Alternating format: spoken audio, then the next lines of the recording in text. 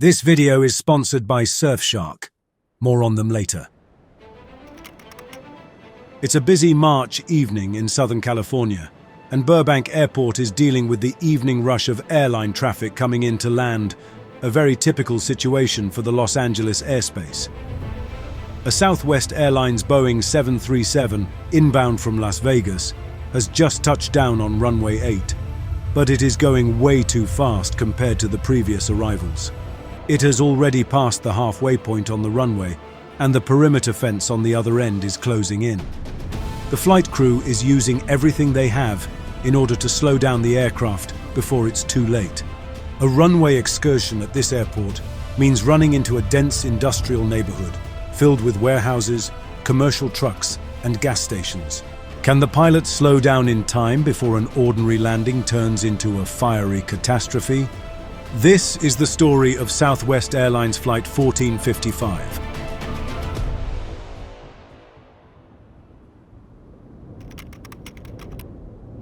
It's the 5th of March, 2000. A Boeing 737, operated by Southwest Airlines, has just landed in Las Vegas McCarran International Airport and is parking at the gate. The aircraft is already 2 hours behind schedule due to the strong winds and rain conditions that were present in Las Vegas earlier in the day. As a result, this will be a quick turnaround for the aircraft. It will head back out west, this time as Flight 1455 to Burbank Glendale Pasadena Airport. This airport is located in the northern part of the Los Angeles metropolitan area and is now known as Hollywood Burbank Airport. Shortly before boarding begins, the flight crew of Flight 1455 arrives at the gate. Both pilots are just starting their scheduled 3-day trip, and this will be the first out of 5 total flights that were planned for them. The captain, 52-year-old Howard Peterson, is a U.S. Air Force veteran with a total of 11,000 hours of flying time, of which close to 10,000 is in the Boeing 737 family aircraft. He has been working for Southwest Airlines for over 10 years and has accumulated over 5,000 hours as a captain. Joining him as a first officer is Jeffrey D. Irwin, 43 years old, with a total of 5,000 hours, of which 2,500 hours in the Boeing 737. Jeffrey is also an Air Force pilot who had spent 12 years in active duty, in addition to serving as an F-16 fighter pilot in the reserve. The aircraft operated by Peterson and Irwin is a 15-year-old Boeing 737-300. This airframe has been in service with Southwest Airlines since 1994. The 300 model is the mid-size version of the popular Boeing 737 Classic series. In the one-cabin class configuration at Southwest Airlines, it is capable of carrying up to 138 passengers. With Southwest Airlines' famous focus on efficiency and quick gate turns as part of the low-cost operation model, all passengers board the plane within 20 minutes.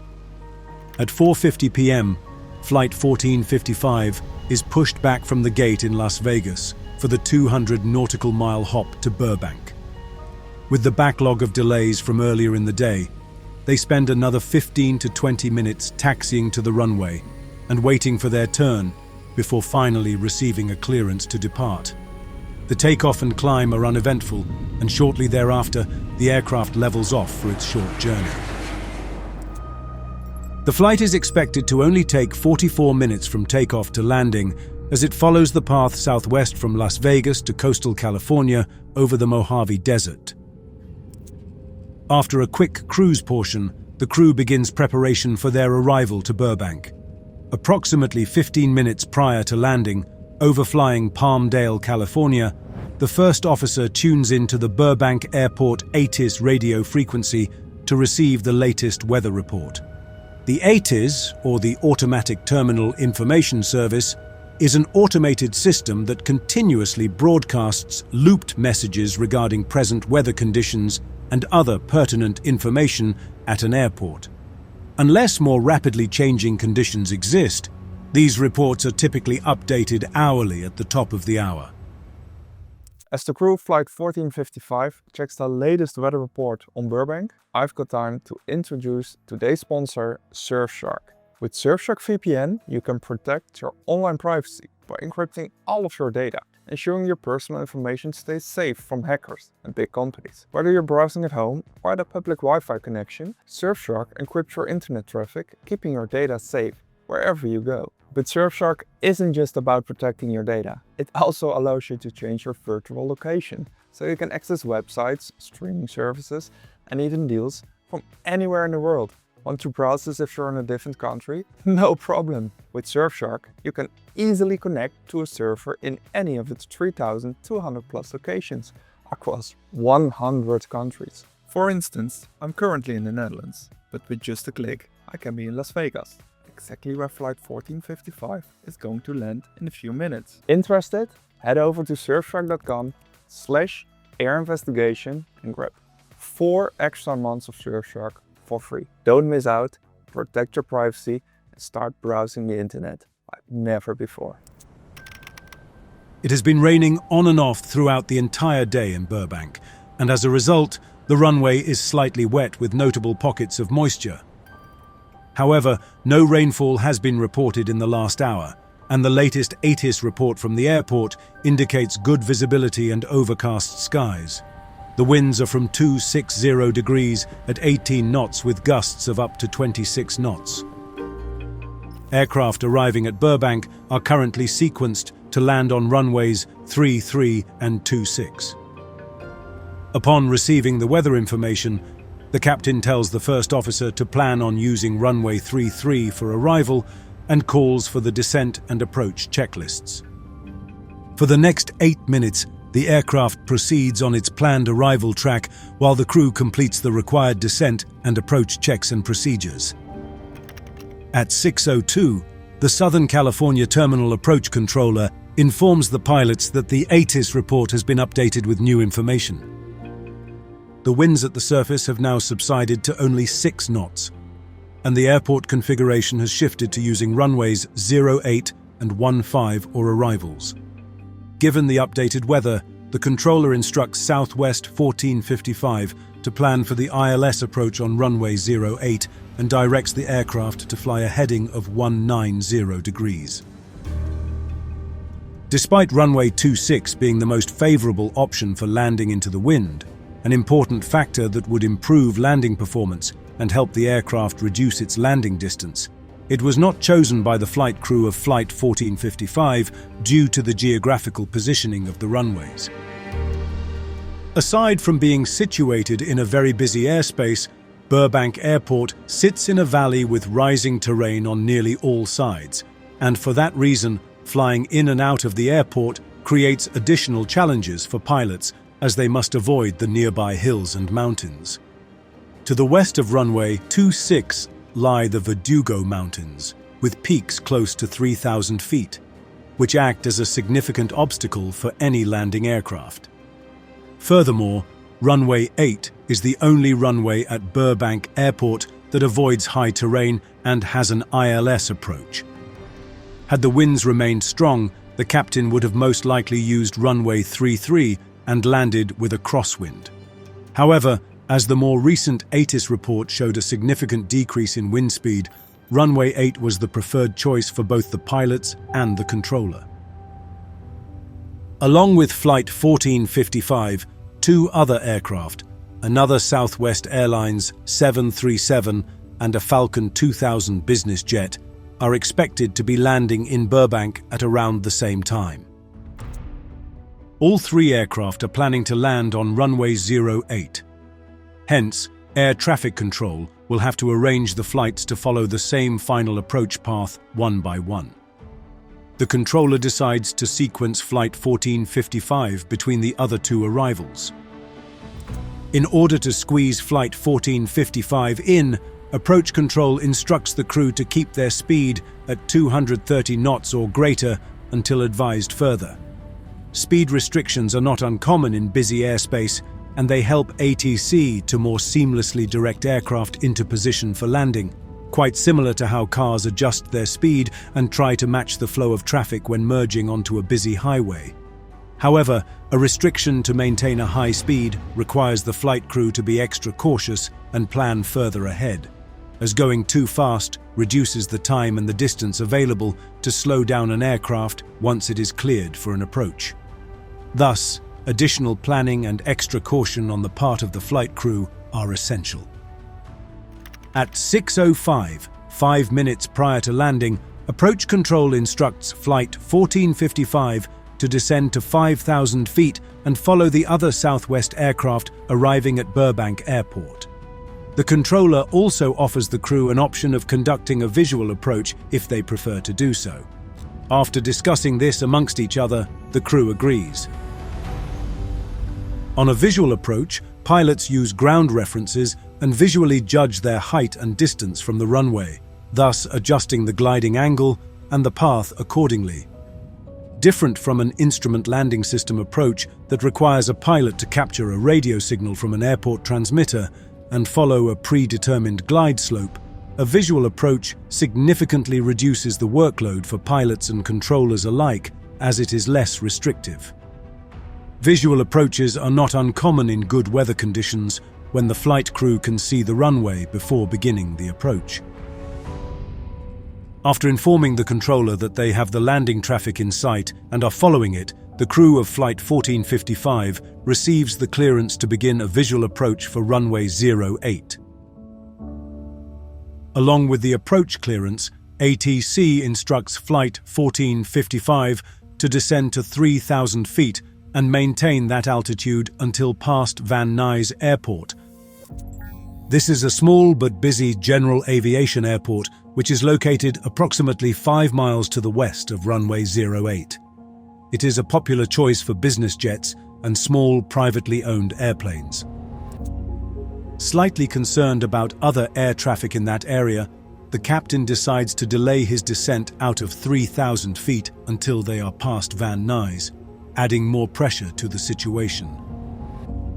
Although not specifically stated by the approach controller, the speed restriction no longer applies to the aircraft because an approach clearance has been issued. Per the Aeronautical Information Manual, if ATC determines, before an approach clearance is issued, that it is no longer necessary to apply speed adjustment procedures, they will inform the pilot to resume normal speed. Approach clearances supersede any prior speed adjustment assignments, and pilots are expected to make their own speed adjustments as necessary to complete the approach. Flight 1455, however, is not slowing down as it continues flying toward the runway. There was no additional discussion between the captain and the first officer regarding their speed. It seems that they are still trying to abide by the restriction, and no additional instruction to reduce the speed follows from air traffic control. At 6:08, still at 230 knots, the aircraft turns onto the final approach course for runway 08, approximately 9 miles from the airport. At this speed, it would take the crew only 2 minutes to get to the runway, barely enough time to configure the aircraft for the landing and to start the descent. In an attempt to reduce the speed as fast as possible, the captain instructs the first officer to extend the aircraft's speed brakes. Moving surfaces installed on the wing that can be mechanically raised to create more drag and assist in reducing aircraft speed. 1 minute later, at a speed of 220 knots in preparation for landing, the captain asks the first officer to extend the landing gear and gradually extend the flaps to 25 degrees. Too high for the approach and still going too fast, the aircraft begins the descent for the runway approximately 3 miles from the threshold. From this position, in order to reach the threshold of the runway without overflying it, the aircraft would have to follow a 7-degree slope at an average descent rate of 2,200 feet per minute. These values are more than double the standard 3-degree angle at 1,000 feet per minute that classifies a stabilized approach. Attempting to salvage the approach, the captain pushes the aircraft's nose down and begins a steep descent toward the runway. Sink rate. Sink rate. This maneuver triggers several warnings from the ground proximity warning system, a system that measures the rate at which the aircraft is approaching the ground and issues corresponding alerts to warn the flight crew of an impending collision with the terrain.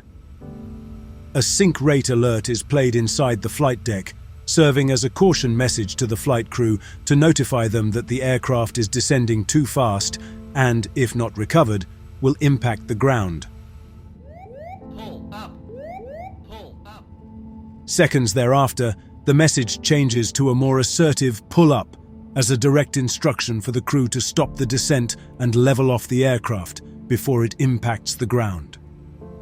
Although receiving a GPWS alert requires immediate execution of an escape maneuver in most instances, prompting an application of maximum power and the best rate of climb, an exemption in the Southwest Airlines Company manuals allows a flight crew to continue an approach even after receiving a GPWS warning. But this is only allowed under the condition that the flight is conducted in visual meteorological conditions. Additionally, the crew must ensure that there is no risk of collision with the ground. Pull up. Hearing another pull up warning, the captain states, "It's all right," to the first officer and continues the approach. He instructs the first officer to extend the flaps to 30 degrees and, a few moments later, to the full 40-degree position. As the first officer points to the airspeed indicator, the captain states, "It won't go, I know that. It's all right," referring to the flap limiter, a design feature of the 737 model. To avoid excessive loads on the flaps, the flap limiter restricts the movement of the flaps beyond the 30-degree position at airspeeds above 158 knots. As a result, even though the flap selector is in the fully extended position, the aircraft is not in the full landing configuration. However, the approach is continued and the decision is made to attempt a landing. On the ground, several airport employees notice an aircraft that is approaching the runway unusually fast. Indeed, as Flight 1455 reaches the threshold of runway 08, it is still traveling 50 knots over its target approach speed. At 170 feet over the runway, the captain begins to raise the nose of the aircraft to transition it into a flare. Although the speed starts to slowly decrease, the 737 continues to float over the runway for 9 more seconds. At 6:10, at an airspeed of 180 knots and with flaps still extended only to 30 degrees, the aircraft at last touches down on runway 08, some 2,000 feet from the runway threshold. The flight crew now has just under 4,000 feet of runway length available to slow down. A loud roar erupts across the airport as the engines are set to the maximum reverse setting, and once the speed drops to 158 knots, the flaps finally extend to 40 degrees. Too little too late, as they have little effect on the aircraft's ability to slow down on the runway. "My fault," the captain repeats out loud several times, watching the airport fence move toward him faster than he expected. Reaching the last 1,000 feet of the runway, the first officer joins the captain in applying maximum pressure to the brake pedals, but nothing works. As a last resort, the captain turns the nose wheel tiller all the way to the right, hoping that the aircraft starts turning toward the gates and stops on the ramp. Unable to turn off the runway, the aircraft only slightly veers to the right. It then slides off the runway, breaks through the airport fence, and hits a passing car, pinning its hood to the ground. The airliner finally comes to a stop, only several feet from a gas station. Had it been a few knots faster on the approach, the outcome would have been much more terrifying. Despite the sheer terror she has just experienced, the driver of the pinned vehicle and her 4-year-old child are uninjured. Inside the aircraft, shock and panic ensued. The force of the impact deployed an escape slide at the front of the aircraft, blocking the forward section emergency exits. The forward jump seat, occupied by 2 flight attendants, has collapsed. With no word from the flight crew just yet, it is hard to know if it is safe to evacuate the aircraft, and the flight attendants stand by before opening the doors. It appears that the worst possible outcome has been avoided, and there are no fatalities on board. Finally, the captain turns on the passenger announcement system and addresses the passengers. Folks, please remain seated. We are all right. Well, there goes my career. What went wrong with Flight 1455, and what could have been done to avoid the accident? A review of all factors and accident data, completed by the National Transportation Safety Board, has determined the main probable cause of the accident to be the flight crew's actions that lead to a high-speed approach at a steep angle, and their decision to continue the approach even though the company-defined parameters for a stabilized approach were not met. Although most of the blame for this accident was attributed to the flight crew, the NTSB identified as a contributing factor the actions of the controller that placed the aircraft in such a manner as to leave no safe options for the flight crew other than a go-around maneuver. There is a silver lining to this story. As a result of this accident, runway 08 at Burbank Airport was eventually retrofitted with an engineered materials arresting system, a soft cushion-like material installed at the end of the runway that easily crumbles under an aircraft, slowing it down without causing significant damage. 18 years after the accident, the EMAS at Burbank Airport stopped another Southwest Airlines 737 that overran runway 08 on landing. But that is a story for another day. Thanks to Surfshark for sponsoring the video. Don't forget to click the link in the description to get an amazing discount.